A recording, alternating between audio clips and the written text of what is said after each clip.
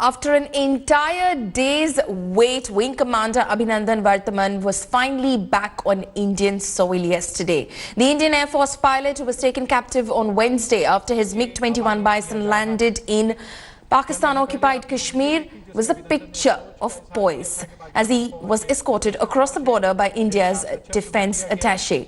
Remember, with tensions soaring, the Modi government had demanded unconditional safe release of the Indian Air Force pilot. Amid international pressure, Pakistan Prime Minister Imran Khan on Thursday announced the return of Wing Commander Abhinandan as a peace gesture.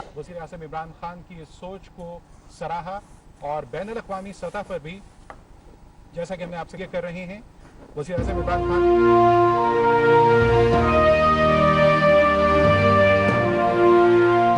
Indian Air Force Wing Commander, India's hero Abhinandan Varthaman is finally back home. It was a moment that the nation had been waiting for 2 days.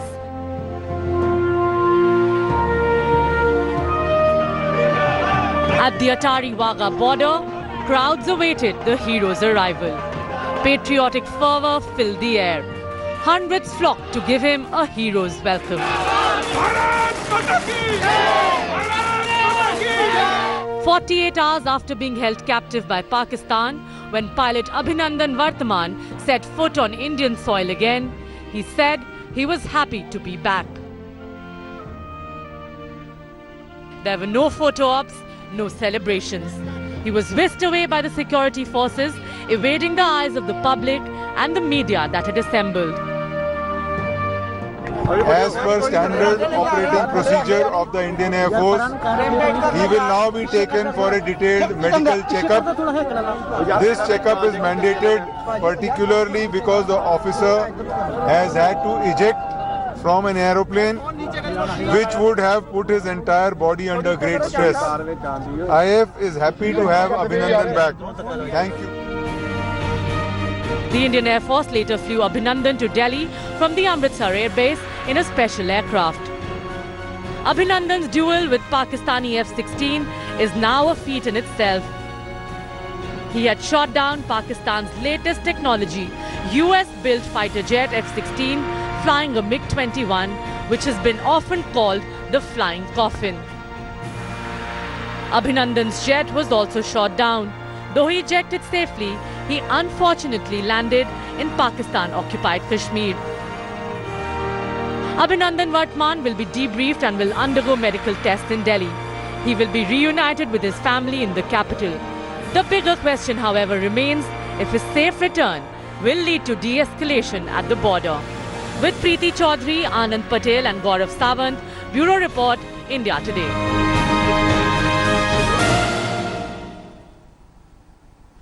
Pakistan continues to violate the ceasefire on the line of control. Pakistan on Friday resorted to heavy shelling along the line of control in Jammu and Kashmir's Rajouri and Poonch districts, killing 3 civilians and leaving a woman injured. This was the 8th consecutive day of ceasefire violation by Pakistan. Blatant ceasefire violations once again have exposed the Pakistani establishment. While on one hand, Pakistan's Prime Minister is urging India for talks, on the other hand, it's the army that disrupts peace at the line of control and targets innocent Indian civilians living in the border areas.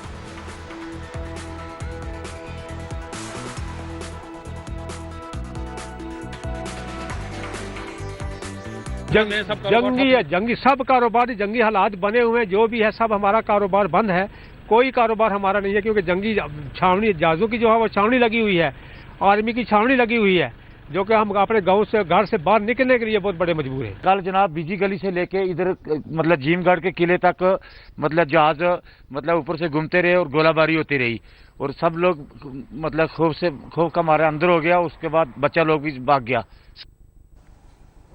Now, amid hostilities between India and Pakistan, Prime Minister Narendra Modi launched a blistering attack against the opposition. Addressing a rally in Kanyakumari on Friday, Prime Minister Modi alleged that the opposition was trying to weaken India. Congress President Rahul Gandhi too launched a counter, saying Prime Minister Modi cannot separate himself from electioneering in times of crisis. Take a look at this report. I want to tell this party, Modi will come and go. India will remain. Please stop weakening India to strengthen your own politics. The truce between the government and opposition over Pulwama terror attacks is well and truly over.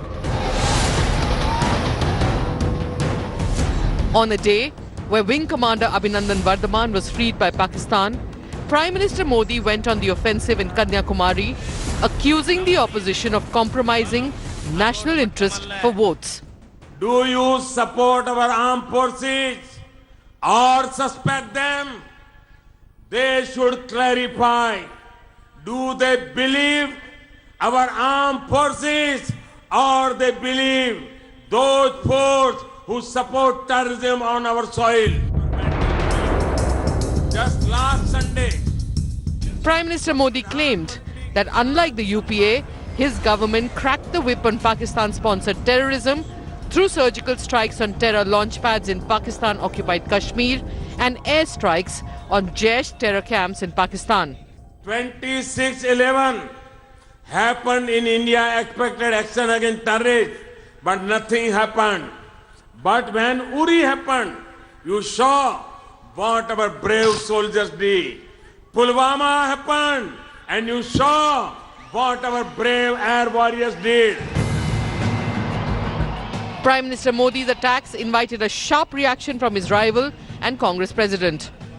Rahul Gandhi launched a stinging counter to him at a rally in Maharashtra. लड़ाई चल रही थी, बम गिराए जा रहे थे, मैंने साफ बोला सरकार के बारे में सरकार पर कोई भी आरोप नहीं लगाएगा। हिंदुस्तान के प्रधानमंत्री 5 मिनट भी अपने पब्लिक रिलेशंस को, अपने पीआर को छोड़ नहीं सकते। Prime Minister Narendra Modi was earlier criticized for continuing with his election work after the Pulwama attack and the subsequent face-off with Pakistan. However, after his speech in Kanyakumari today, Prime Minister Narendra Modi has made it clear that the airstrike in Balgot will be used for election campaign. The ball is now in the opposition's court. With video journalist Divyan, Lokpriya, India Today. Now, in a major diplomatic win for India, Pakistan skipped the Organization of Islamic Cooperation meet in Abu Dhabi, where India indirectly slammed Pakistan for sheltering terrorists. Here's a report. India has scored a diplomatic victory of sorts over Pakistan, and it hit Islamabad right where it hurts the most. 50 years after Pakistan forced the Organization of Islamic Cooperation to leave out of India, Islamabad itself was forced to skip the meeting of the Council of Foreign Ministers of the OIC. The organization, of which Pakistan is one of the founding members, refused to cancel the invite extended to India. And Foreign Minister Sushma Swaraj, who was the chief guest of honor at the meeting, stole the opportunity to expose Pakistan yet again at a global stage. If we want to save the humanity, then we must tell the states who provide shelter and funding to the terrorists to dismantle the infrastructure of the terrorist camps and stop providing funding and shelter to the terror organizations based in that country. Pakistan, in fact, continued its efforts to get India disinviting, citing the IAF bombing of Jaish terror camps in Balakot, but was snubbed by the Islamic world. In the end, its pride badly bruised. Pakistan decided to withdraw. India scoffed at the protestations. Pakistan abstains completely under protest from the said meeting. That was conveyed, and that was the sentiment of the House.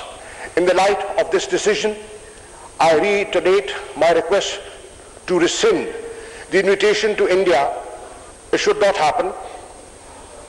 और अगर वो ऐसा करते हैं, I will not be in a position to participate in the conference. वो कुरैशी साहब का दिमाग है, उनको जो करना करने दो। सरकार हर तरीके से जो उनको कार्रवाई करनी है उसके ऊपर कार्रवाई करेगी। ये स्टेप बताए नहीं जाते। The IOC has usually been supportive of Pakistan and often supported Islamabad on the Kashmir issue. In 1969, the organization had disinvited India from its Morocco conference under pressure from Pakistan. With Geeta Mohan from OIC Summit in Abu Dhabi, Bureau Report, India Today. An encounter is still underway between the security forces and terrorists in Handwara in Jammu and Kashmir. 2 terrorists have been gunned down. As per the latest report, 2 CRPF and 2 Jammu and Kashmir policemen have been killed in the gunfight. The encounter broke out late on Friday night after the joint team of the CRPF and Jammu and Kashmir police launched a coordinated search operation at Khanan Babagun in Langate area. The area has been cordoned off and civilian entry has been completely restricted as more terrorists might be holed up in the houses in the area.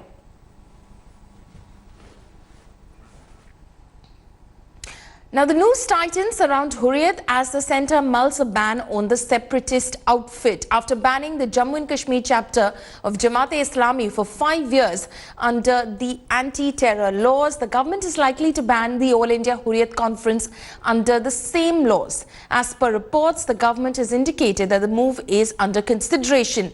Earlier, the notification banning the Jamaat-e-Islami group was issued by the Ministry of Home Affairs after a high-level meeting on security chaired by Prime Minister Narendra Modi on Thursday.